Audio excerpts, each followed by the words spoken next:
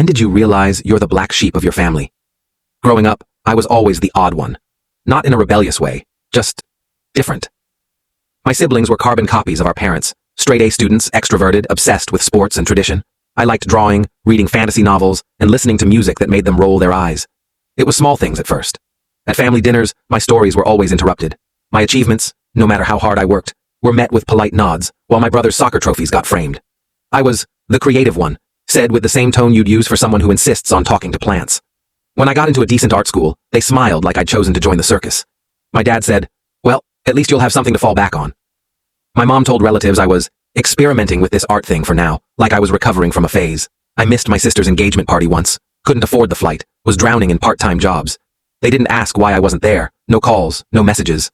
But I found out later they told everyone I was probably too busy with my weird art life. My brother got drunk at Christmas and said, "Honestly, you're like, not really one of us anymore. You're just kinda doing your own thing, huh?" Everyone laughed. I laughed too. But I felt that in my gut.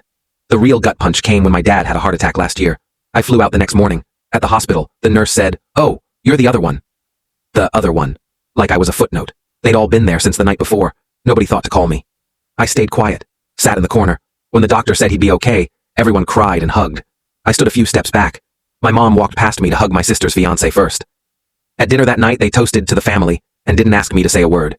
Not even, "Thanks for coming." I realized I wasn't the weird one. I was just never one of them.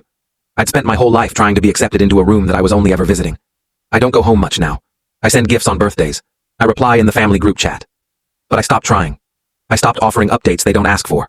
Stopped explaining my choices like they'd ever care to understand them. It's strange. When I stopped chasing their approval, I finally felt like me, and a little less lonely, even in the silence.